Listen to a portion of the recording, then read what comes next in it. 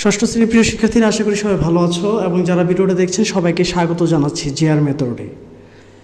আজকের এই ভিডিওতে আমি ষষ্ঠ শ্রেণীর গণিতের নমুনা প্রশ্নের প্রশ্ন নম্বর 6 সমাধান করব। বলা আছে একটি আয়তাকার গিফট বক্সের দৈর্ঘ্য, প্রস্থ, উচ্চতা যথাক্রমে 30 সেন্টিমিটার, 20 সেন্টিমিটার এবং 10 সেন্টিমিটার। এতটুকুই শুধু উদ্দীপক দেওয়া। ক নম্বরে বলছে গিফট বক্সের আয়তন নির্ণয় করো। খ নম্বরে বলা আছে বাক্সটি রঙিন কাগজ দিয়ে মুড়তে কমপক্ষে কী পরিমাণ কাগজ লাগবে। তো প্রথমে যেহেতু আমাকে ক নম্বরে বলছে বাক্সটির আয়তন, আমরা জানি আয়তাকার কোনো কিছুর আয়তন বের করতে গেলে দৈর্ঘ্য, প্রস্থ, উচ্চতা তিনটাই লাগবে। তাই প্রথমে আমরা এখানে ছয় নঙের প্রথমে লিখলাম যে দেওয়া আছে দৈর্ঘ্য, প্রস্থ, উচ্চতা যথাক্রমে এখানে হচ্ছে 30 সেন্টিমিটার হচ্ছে দৈর্ঘ্য, 20 সেন্টিমিটার হচ্ছে প্রস্থ এবং 10 সেন্টিমিটার হচ্ছে তার উচ্চতা। এবার হচ্ছে সূত্র, আমরা সূত্র লিখতে পারি যে আমরা জানি আয়তকার ঘনবস্তুর আয়তনের সূত্র হচ্ছে দৈর্ঘ্য গুণ প্রস্থ গুণ উচ্চতা, তিনটার গুণফল। এখন যেহেতু এখানে সেন্টিমিটার দেওয়া আছে সবগুলোর মধ্যে, তাহলে গুণ করতে গেলে অবশ্যই যেহেতু 3টা সেন্টিমিটার যদি আমরা একত্রে গুণ করি তাহলে হচ্ছে ঘন সেন্টিমিটার, আর 2টা সেন্টিমিটার যদি একত্রে গুণ করা হয় তাহলে হবে বর্গ সেন্টিমিটার। তাহলে এই যে দৈর্ঘ্য গুণ প্রস্থ গুণ উচ্চতা, দৈর্ঘ্য জায়গায় দৈর্ঘ্য লিখলাম 30, প্রস্থ জায়গায় প্রস্থ লিখলাম 20 এবং উচ্চতা জায়গায় উচ্চতা লিখলাম 10 ঘন সেন্টিমিটার। তার মানে এই সবগুলো যদি একত্রে গুণ করে দিই তাহলে হয়ে যাবে হচ্ছে 6000 ঘন সেন্টিমিটার। ঠিক আছে, তার মানে ক নম্বর উত্তরটা হবে যে হচ্ছে 6000 ঘন সেন্টিমিটার। তার আমরা লিখতে পারি নির্ণেয় আয়তন হচ্ছে 6000 ঘন সেন্টিমিটার। এবার আমরা খ নম্বর প্রশ্নটা দেখব। খ নম্বর প্রশ্ন বলা হচ্ছে বাক্সটি রঙিন কাগজ দিয়ে মুড়তে কমপক্ষে কী পরিমাণ কাগজ লাগবে। এই যে কী পরিমাণ কাগজ লাগবে, অর্থাৎ এই রঙিন কাগজ দিয়ে পুরো বাক্সটা মুড়াতে গেলে তার হচ্ছে এটা হচ্ছে আয়তাকার ঘনবস্তুর সমগ্র তলের ক্ষেত্রফল নির্ণয় করতে হবে। তো সমগ্র তলের ক্ষেত্রফল নির্ণয় করতে গেলে এই দৈর্ঘ্য, প্রস্থ, উচ্চতা তিনটাই কাজে লাগবে। তাহলে প্রথমে আমরা এখানে আগে লিখে নিব যে আমরা জানি আয়তাকার ঘনবস্তুর সমগ্র তলের ক্ষেত্রফল, এটা হচ্ছে ক্ষেত্রফলের সূত্র। ক্ষেত্রফলের সূত্রটা হচ্ছে 2 × AB + BC + CA। তার মানে এবিটা হচ্ছে এটা কি, এটা হচ্ছে দৈর্ঘ্য, বিটা হচ্ছে প্রস্থ, সিটা হচ্ছে উচ্চতা।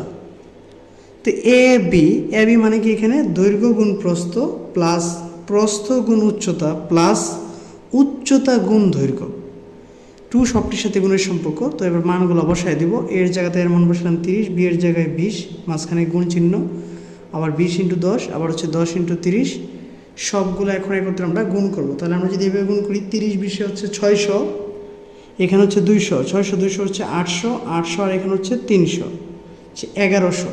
তাহলে আমরা লিখতে পারি 2 × 1100 বর্গ সেন্টিমিটার। কারণ কেন বর্গ সেন্টিমিটার লিখলাম, এটা প্রত্যেকটা জায়গার মধ্যে 2টা করে একক আছে। তো 2টা করে যদি একক থাকে, এটা সেন্টিমিটার এটাও সেন্টিমিটার, তার মানে কী হবে বর্গ সেন্টিমিটার। এই জন্য টোটালটাই আমরা বর্গ সেন্টিমিটার রূপান্তর করলাম, অর্থাৎ 2 × 1100 বর্গ সেন্টিমিটার। এটা যদি একত্রে আমরা গুণ করে ফেলি তাহলে হবে হচ্ছে 2200 বর্গ সেন্টিমিটার। অর্থাৎ তাহলে এই পুরা বাক্সটি যে আমরা লিখে রাখলাম যে বাক্সটি রঙিন কাগজ দিয়ে মুড়তে কমপক্ষে 200 বর্গ সেন্টিমিটার কাগজ লাগবে। যেহেতু এটা পুরো বক্সটা রঙিন কাগজ দিয়ে মুড়তে হবে, এই জন্য তার সমগ্র তলের ক্ষেত্রফলটা আমরা নির্ণয় করে বের করলাম যে টোটাল 2200 বর্গ সেন্টিমিটার রঙিন কাগজ এখানে লাগবে। ঠিক আছে, তো আশা করি এখানে তোমরা এই সৃজনশীলটুকু বা দৃশ্যপট নির্ভর যে অঙ্কটা এটা তোমরা বুঝতে পেরেছো, 6 নম্বরটা। তো এবার যা হচ্ছে 6-এর পরে কি অঙ্ক আছে এটা আমরা দেখব। 6 নম্বরের পরে যে অঙ্কটা আছে এটা হচ্ছে 7 নম্বর। ঠিক আছে, 7 নম্বরের অঙ্কে এখানে একটা চিত্র দেওয়া আছে। চিত্রটা লক্ষ্য করার জন্য বলছে, এটা একটা আয়তলেখা বা রেখা চিত্র দেওয়া আছে। ঠিক আছে, আর এটা হচ্ছে একটা স্তম্ভলেখ। মূলত প্রথমে দেওয়া হচ্ছে 20 30 15 এরকম কিছু একটা তথ্য দেওয়া আছে। এখানে বলছে লেখো চিত্রটির নাম কি, এই একটা লেখচিত্র আছে যেখানে কিছু ডাটা উল্লেখ করা আছে, কিছু রঙিন করা আছে কালি এবং কিছু মান দেওয়া আছে। তাই আমাকে প্রথমে বলছে ক নম্বরে যে লেখচিত্রটির নাম লিখো, খ নম্বরে বলছে চিত্রে উল্লেখিত সংখ্যাগুলো মানের ঊর্ধ্বক্রম অনুসারে বিন্যস্ত করো এবং প্রচুরক নির্ণয় করো। ঊর্ধ্বক্রমে বিন্যস্ত করতে হবে এবং কি প্রচুরকও নির্ণয় করতে হবে। আর গ নম্বরে হচ্ছে উপাত্তগুলোর গড় নির্ণয় করতে হবে। তো এটা প্রথমে আমরা আগে হচ্ছে ক নম্বরে যাব। ক নম্বরটা যদি আমরা দেখি, এই লেখচিত্রটির নাম হচ্ছে আসলে স্তম্ভলেখ। ঠিক আছে, তাহলে আমরা এখানে লিখলাম যে লেখচিত্রটির নাম হচ্ছে স্তম্ভলেখ, কারণ এটা স্তম্ভ আকৃতিতে লেখা। এবার আমরা যদি এখানে খ নম্বরে যাই, খ নম্বরে বলছে চিত্রে উল্লেখিত সংখ্যাগুলোকে মানের ঊর্ধ্বক্রম অনুসারে সাজিয়ে প্রচুরক নির্ণয় করো। তাহলে প্রথমে আমরা আগে উপাত্তে যে সংখ্যাগুলো আছে অর্থাৎ চিত্রে যে সংখ্যাগুলো আছে এগুলো আমরা একটু লিখে নিব। ঠিক আছে, আমরা এখানে লিখলাম যে চিত্রে উল্লেখিত সংখ্যাগুলো হলো, প্রথমে আমরা দেখতে পাচ্ছি হচ্ছে 20, তারপরে আছে হচ্ছে 30, তারপরে আছে হচ্ছে 15, তারপরে 36, তারপরে 20, 30, 25, 40, তারপরে আছে 33, তারপরে আছে 20, তারপরে 31, তারপরে 12, তারপরে আছে 40, 32, 12, 36। আমরা এই সবগুলো এখানে উপাত্ত আগে লিখে নিলাম। ঠিক আছে, চিত্রে যে লেখা আছে চিত্রে উল্লেখিত সংখ্যাগুলো সবগুলো লিখলাম। এবার এটাকে আমরা ঊর্ধ্বক্রমে সাজাবো। সাজানোর নিয়ম হচ্ছে, উপাত্তগুলোকে সাজানোর নিয়ম হচ্ছে দুইটা, একটা হচ্ছে ঊর্ধ্বক্রম, একটা হচ্ছে অধক্রম। ছোট থেকে যদি বড় কখনো সাজানো হয় তাহলে এটাকে বলা হবে ঊর্ধ্বক্রম, এবং বড় থেকে যদি ছোট কখনো সাজানো হয় তাহলে এটাকে বলা হবে অধক্রম। তাহলে এখান থেকে আমরা যদি দেখি সর্বনিম্ন মানে সবচেয়ে ছোট হচ্ছে 12, 12 আছে 2 বার, এই যে 12 দিয়ে আমরা স্টার্ট করলাম, 12 আছে 2 বার, তারপর হচ্ছে 15, এই যে এখানে আছে 1 বার। ঠিক আছে, আমরা 1 বার লিখলাম, তারপরে 20 আছে 1 বার 2 বার, ঠিক আছে, আরও আছে 1 বার 3 বার লিখলাম, তারপরে আছে 25, তারপর আছে 30 আছে 2 বার, তারপরে 31 আছে, তারপরে 32 আছে, তারপরে হচ্ছে 33 আছে, 36 আছে এবং 40 আছে। সর্বশেষ যদি আমরা দেখি 40 হচ্ছে সবচেয়ে বড়, এখানে 40 আছে সর্বোচ্চ 2 বার। তো যেহেতু প্রচুরক নির্ণয় করতে বলছে, প্রচুরকের নিয়মটা হচ্ছে উপাত্তের মধ্যে যে সংখ্যাটি সর্বাধিকবার থাকবে তাই হচ্ছে প্রচুরক। উপাত্তের মধ্যে যে সংখ্যাটি সর্বাধিকবার থাকবে তাই হচ্ছে প্রচুরক। তো আমরা যদি এখানে দেখি, এখানে 20 আছে 1 বার 2 বার, তারপর হচ্ছে আরও 1 বার 3 বার, আর যদি 12 খেয়াল করি এখানে 12 আছে 1 বার, আরও আছে 1 বার 2 বার। আর যদি আমরা 40 দেখি, 40 এখানে আছে কয়বার 2 বার। তাহলে 20 আছে কি সর্বাধিক কতবার 3 বার। তাহলে আমরা লিখব হচ্ছে 20 আছে সর্বাধিক কতবার 3 বার। তো যেটা সর্বাধিকবার থাকবে এটা হচ্ছে কি আমার অঙ্কের প্রচুরক। তার মানে আমরা লিখতে পারি সুতরাং প্রচুরক সমান হচ্ছে কি 20। তাহলে আশা করি প্রচুরক কীভাবে করতে হয় তোমরা বুঝতে পেরেছ। প্রচুরক মানে উপাত্তের মধ্যে যে সংখ্যাটা সর্বাধিকবার থাকবে তাই হচ্ছে প্রচুরক।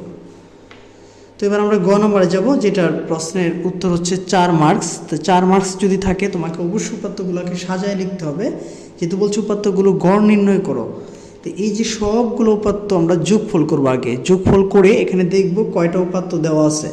আমরা কয়টা উপাত্ত দেওয়া আছে যদি লক্ষ্য করি, 1 2 3 4 5 6 7 8 9 10 11 12 13 14 15 16, 16টা উপাত্ত দেওয়া আছে। অর্থাৎ এই সবটি সংখ্যা যোগ করে 16 দ্বারা ভাগ করব, তাইলে আমরা কি পাবো গড় পাবো। কারণ আমরা জানি গড়ের সূত্র হচ্ছে রাশিগুলোর যোগফল ভাগ হচ্ছে রাশিগুলোর সংখ্যা। তাহলে আমরা গ নাম্বার দিয়ে প্রথমে এখানে আমরা লিখলাম যে উপাত্তগুলোর সমষ্টি। উপাত্তগুলোর সমষ্টি সবগুলো উপাত্ত লিখলাম 20, তারপরে আবার 20 15 36 20 30 25 40 33 20 31 12 40 32 12 36। এই যে উপাত্তগুলো প্রশ্নে দেওয়া আছে সবগুলো উপাত্ত একত্রে লিখে যোগ করলাম, তাহলে যোগফলটা আসলে হচ্ছে 432। আর আমি উপাত্তের সংখ্যাটা গুণে দিয়েছিলাম, উপাত্তের সংখ্যাটা হচ্ছে টোটাল 16। তো এবার আমরা লিখতে পারি যে গড় সমান সমান হচ্ছে কি উপাত্তগুলোর সমষ্টি ভাগ হচ্ছে কি উপাত্তগুলোর সংখ্যা। উপাত্তগুলোর সমষ্টি হচ্ছে এখানে 432, এই যে আমরা লিখলাম 432, আর এখানে উপাত্তগুলোর সংখ্যা হচ্ছে 16। তাহলে 432কে যদি আমরা 16 দ্বারা ভাগ করি তাহলে হয়ে যাবে হচ্ছে 27। তাহলে এটা হচ্ছে কি আমার নির্ণয় গড়ের মান। ঠিক আছে, তো আশা করি 7 নম্বর যে অঙ্কটা দেওয়া আছে তোমাদের প্রশ্নে, নমুনা প্রশ্নে 7 নম্বর অঙ্কটার সমাধান তোমরা বুঝতে পেরেছ। এবার যাব হচ্ছে 8 নম্বর অঙ্কের সমাধানে। তো 8 নম্বরটা কি উল্লেখ করা আছে? 8 নম্বরটা যদি আমরা ভালো করে দেখি, 8 নম্বরে যে চিত্রটা দেওয়া আছে বলছে নিচের চিত্রটি লক্ষ্য করো এবং প্রশ্নগুলো উত্তর দাও। তো চিত্রগুলো যদি লক্ষ্য করি, এখানে একটা টাইলসের দেওয়া আছে, টাইলসের দৈর্ঘ্য প্রস্থ দুইটাই সমান অর্থাৎ বর্গাকৃতির। আর এখানে চিত্রে এটা দেওয়ার মান দেওয়া আছে 10, এটার মান দেওয়া আছে 20, এটার মান দেওয়া আছে 15, অর্থাৎ এটা হচ্ছে একটা আয়তকার, যে আয়তকারে দৈর্ঘ্য দেওয়া আছে এবং প্রস্থ দেওয়া আছে, এবং এটা হচ্ছে একটা ট্রাপিজিয়াম আকৃতি। চিত্র 1 এবং 2 নম্বর চিত্রে এইচজি এবং ডিসি সমান্তরাল। আমরা যদি খেয়াল করি, এইচজি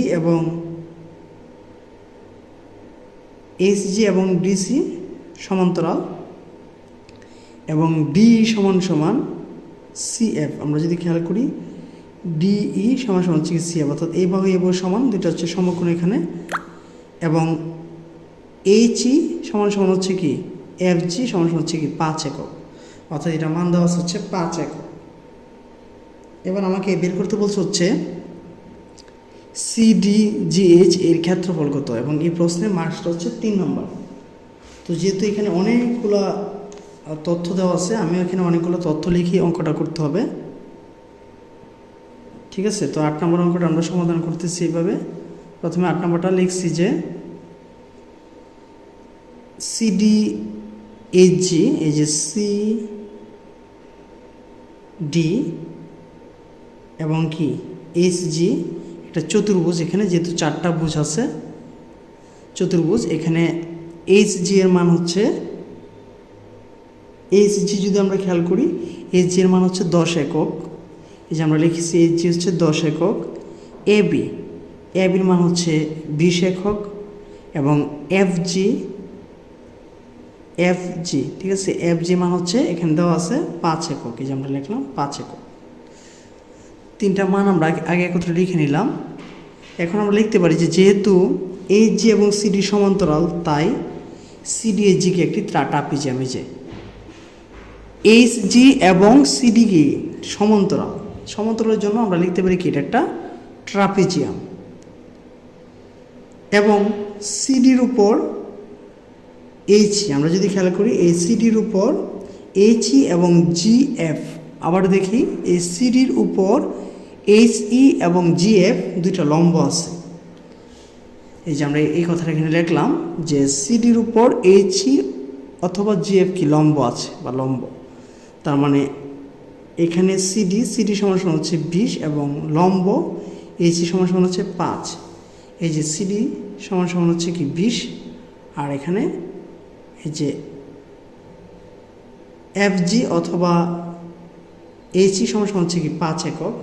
তো আমরা এখানে লিখে নিলাম যে এই যে এইচই সমান সমান হচ্ছে কি 5 একক। তাহলে ট্রাপিজিয়াম ক্ষেত্রে ক্ষেত্রফলের সূত্র হচ্ছে হাফ ইন্টু সমান্তরাল বাহুদ্বয়ের যোগফল। এখানে সমান্তরাল বাহুদ্বয় একটা হচ্ছে সিডি আর একটা হচ্ছে এইচজি, আমরা যদি ভালো করে খেয়াল করি, একটা হচ্ছে সিডি আর একটা হচ্ছে কি এইচজি, এই দুইটা বাহুর যোগফল, সমান্তরাল বাহুদ্বয়ের যোগফল গুণ হচ্ছে উচ্চতা। উচ্চতা হচ্ছে এখানে এইচির উচ্চতা, এবং এইচির মান দেওয়া হচ্ছে 5। এবার সবগুলো মান যদি আমরা একাত্রে বসায় দিই, যে half into CD plus Hg into হচ্ছে কি এইচি, মানগুলো বসাবো 20 ইন্টু 10, সিডি মান 20, এইচজি মান হচ্ছে 10 ইন্টু হচ্ছে 5, তাহলে 20 আর 10 যোগ করলে হচ্ছে 30, 30-এর সাথে 5 গুণ করলে হচ্ছে 150, 2 দিয়ে 150 ভাগ করলে হয়ে যাবে হচ্ছে 75। তার মানে নির্ণয় ক্ষেত্রফল কী হবে? 75 বর্গ একক। এটা হচ্ছে ট্রাপিজিয়ামের ক্ষেত্রফল আমরা বের করলাম, ঠিক আছে? তাহলে ক নম্বর অঙ্কটার সমাধান করতে পারলাম যে সিডিএইচ চতুর্ভুজের ক্ষেত্রফল কত আছে। সিডিএইচ চতুর্ভুজ এটা হচ্ছে একটা ট্রাপিজিয়াম হয়ে গেল, এবং ট্রাপিজিয়ামের ক্ষেত্রফলটা আমরা বের করলাম। এবার খ নম্বর যদি লক্ষ্য করি, খ নম্বরে বলছে চিত্র 1-এর টাইলস সেটটির মূল্য 200 টাকা হলে ঘরের মেঝে টাইলস দিয়ে পূরণ করতে টাইলসের সংখ্যা এবং খরচের পরিমাণ নির্ণয় করো। এটা কিন্তু খুবই একটা ইম্পর্টেন্ট টপিকস এখানে উল্লেখ করা আছে, যে টাইলসের মূল্য দেওয়া আছে, কিন্তু টাইলস কতটি লাগবে এটাও আমাকে আগে বের করে নিতে হবে, এবং টাইলসটা কী দেওয়া? বর্গাকার দেওয়া, এটা দৈর্ঘ্য এবং প্রস্থ কি দুইটাই সমান। তাহলে যে খ নম্বর দিয়ে প্রথমে আমরা আগে লিখে নিলাম যে বর্গাকার টাইলসের দৈর্ঘ্য হচ্ছে 5 একক, ঠিক আছে, এবং এই বর্গাকার টাইলসের আমরা যদি ক্ষেত্রফলটা বের করি, ক্ষেত্রফলের সূত্র হচ্ছে দৈর্ঘ্য স্কোয়ার বা বাহু স্কোয়ার, তাহলে 5-এর সাথে 5 যদি গুণ করে দিই তাহলে হয়ে যাবে কি 25 বর্গ একক।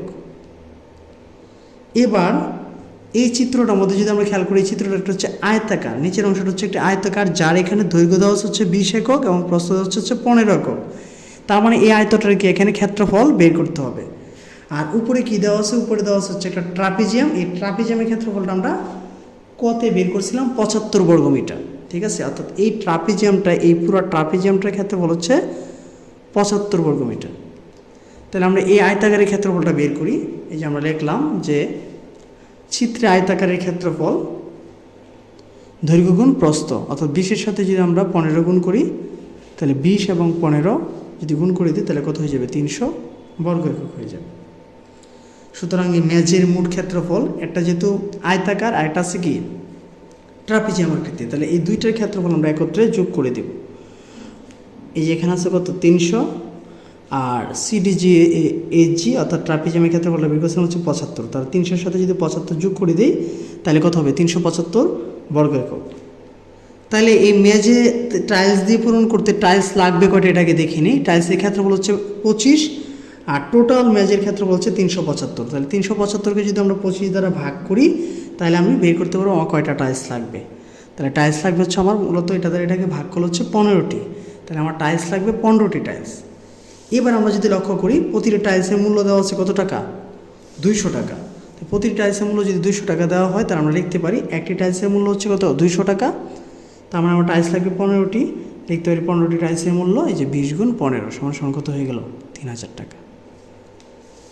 ঠিক আছে, আশা করি এই অঙ্কটা তোমরা সবাই বুঝতে পেরেছো এবং যারা ভিডিওটা দেখছিলেন। তো এইভাবে আমি প্রতিটি নমুনা প্রশ্নের উত্তর আপনাদের সামনে সমাধান নিয়ে হাজির হব। আর আমার ভিডিওটি যদি আপনাদের কাছে ভালো লেগে থাকে তাহলে চ্যানেলটাকে অবশ্যই সাবস্ক্রাইব করবেন এবং ভিডিওটি সবার মাঝে শেয়ার করবেন, এই একটা রিকোয়েস্ট আপনাদের কাছে থাকবে। ধন্যবাদ সবাইকে এতক্ষণ মনোযোগ দিয়ে ভিডিওটি দেখার জন্য।